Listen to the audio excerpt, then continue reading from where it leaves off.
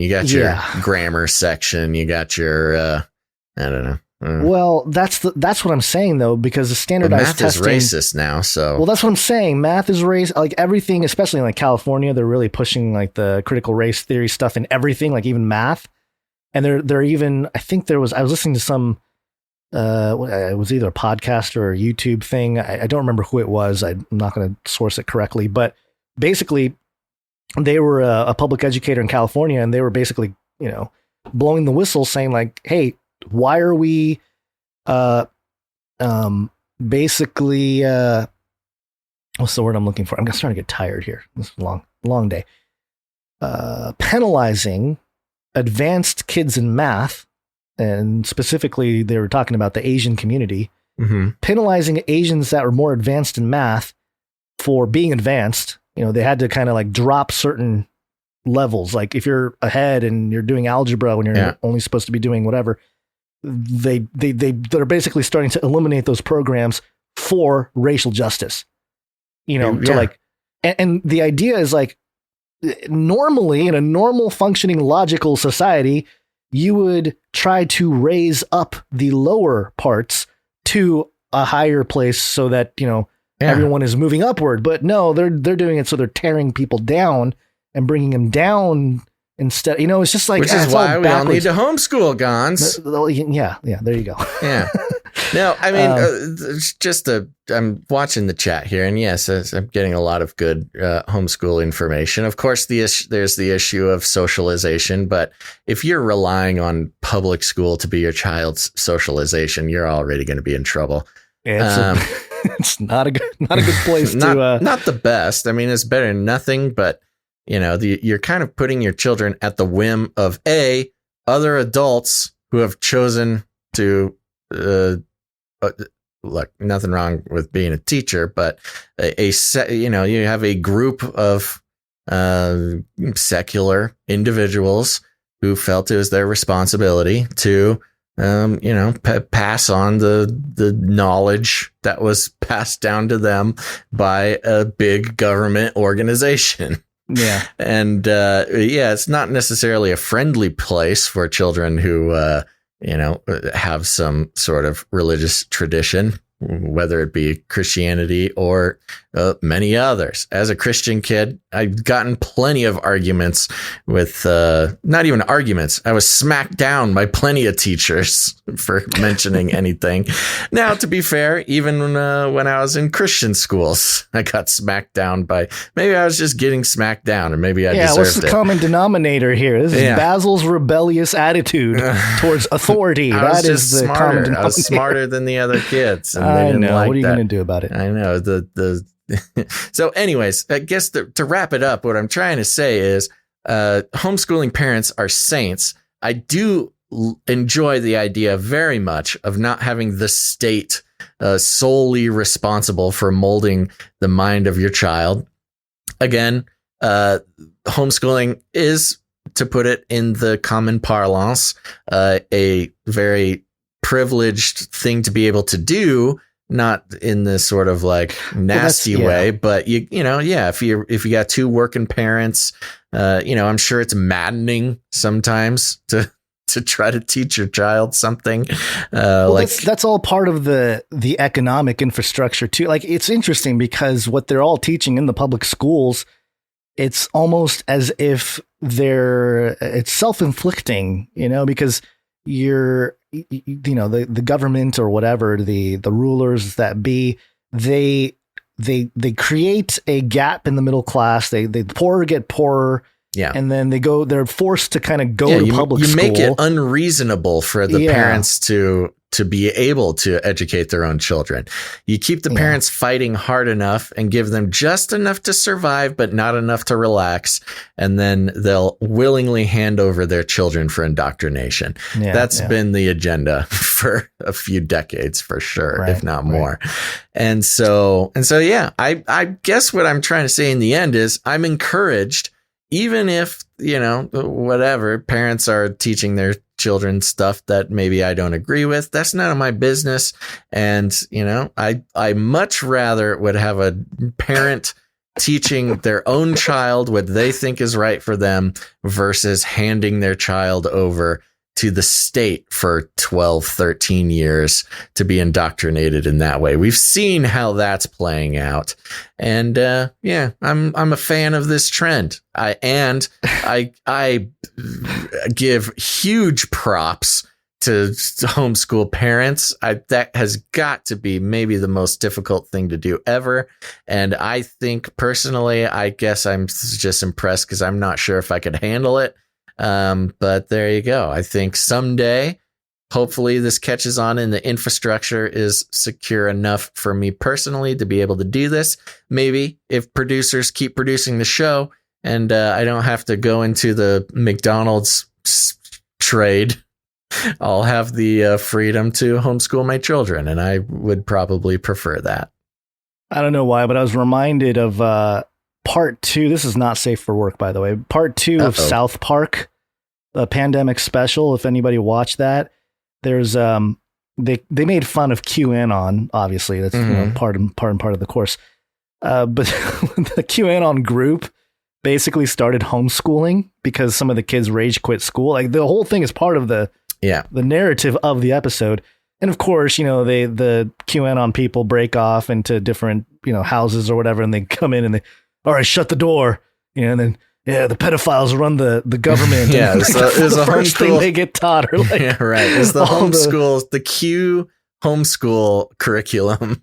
Yeah. Here, you got to watch this video on YouTube. It'll blow your mind. Yeah. So anyway, it just reminded me of that whole part of it there. But anyway, and I also want to say, just to put it on record, I would say one of the most difficult parts about homeschooling is making sure your children are properly socialized. I don't even know what that means. It's just a term that I heard once. But yeah, that's, I do agree. I saw some in the chat that, the stigma against homeschoolers, being different, I believe is a propagated stigma by the public school system, specifically to try to discourage people from homeschooling. I've had many wonderful homeschooled friends that are still my friends today. They're the most beautiful, cool people that I've ever known. And but they had an opportunity to hang out with kids and many different things, clubs and sports and there's neighborhood other ways kids to and stuff. I hang think out the and stigma is socialize. unfair and also part of the agenda.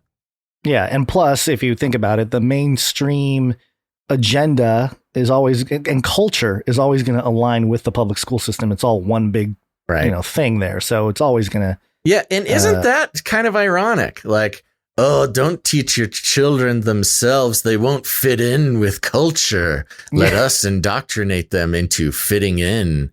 It's wait a second. What exactly is the motivation going on here? Killer Whale Channels and YouTube says, I put my kids in gangs so they learn the streets. Gosh. There's some sort of socialization there. Okay, Guns, let's do some Nephilim updates and wrap it up. Nephilim update.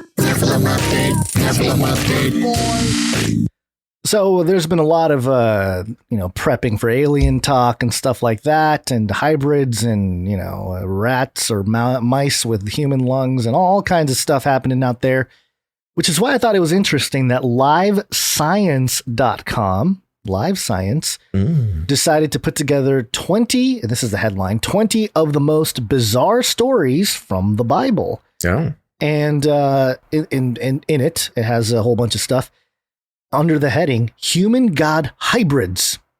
And I love how this is like the most human god hybrids? Yes. Human god hybrids? Yes. What? Okay. I'm just making sure I heard that right. Yeah, capital G God, by the way.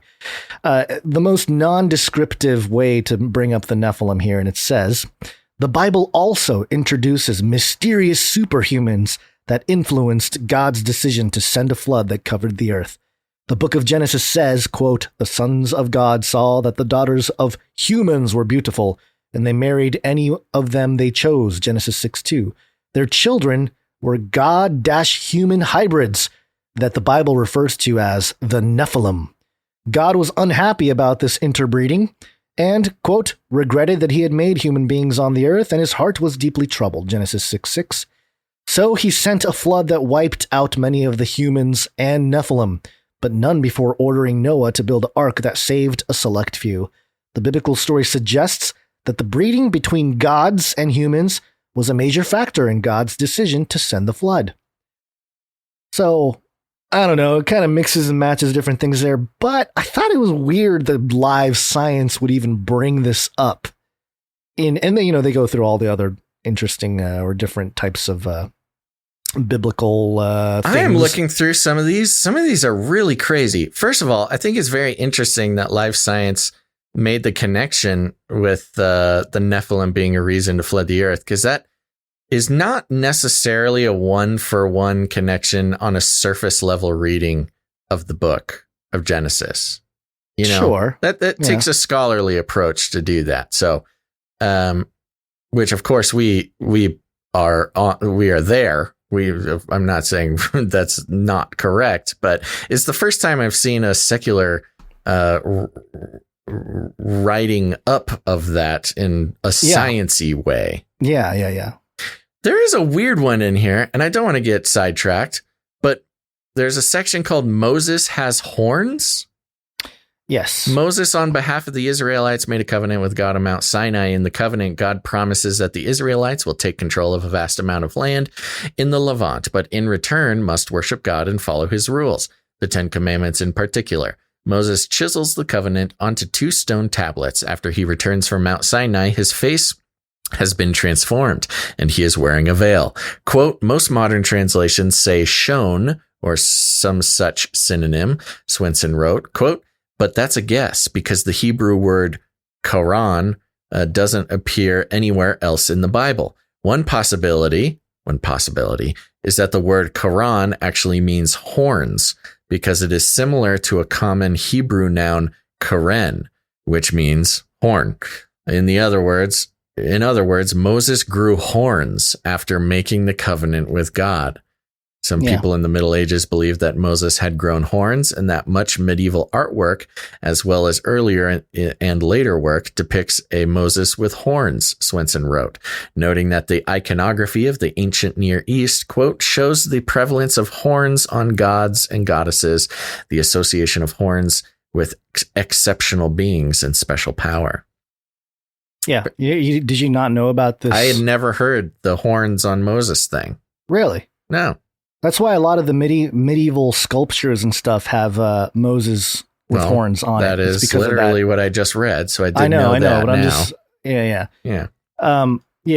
I've looked into this, and it's more of like a translational opinion, of course, more than like a direct thing, and a lot of in the Old Testament there, it seems like a Luciferian twisting almost. Yeah. In the original, I mean, this is where Moses comes down. His face is glowing. And if you read the other context of everything, I had the whole face like the sun thing from Matthew 17:2 and Revelation, and it talks about Jesus' face shone like the sun. The other time that happens, and it's mentioned, is when Moses' face was glowing like the sun, and they had to put the bag over his face, basically, because his face was glowing after coming down from Mount Sinai. Yeah. So I personally don't think it's horns. It's more, again, it's like a translational error later on in the Greek or whatever, that took that and ran with it. Sure. So that's another thing. Very it could be like a hybridization, like a Luciferian twist. It's also got kind of a chimera vibe too, while we're on the topic. Especially since Netflix is tweeted this out of May. I guess the show is over now, or at least all the episodes of Sweet Tooth are published and out there. I haven't watched any of them yet. Have you watched Sweet Tooth, Basil? No, I have not. It's a post-apocalyptic fairy tale based on the beloved DC comic, and I'll play the trailer in the background. Okay. Once upon a time, bad people ruled the earth. They were greedy and self-destructive, and it shows all kinds of stuff blowing up. So nature made everyone sick. Of course. Really interesting. Excuse me, are you a doctor? This is like a nurse walking into a doctor's office. And then Whoa. A miracle happened. Chimera babies. Chimera babies started popping up everywhere. Half animal, half human babies just started being born.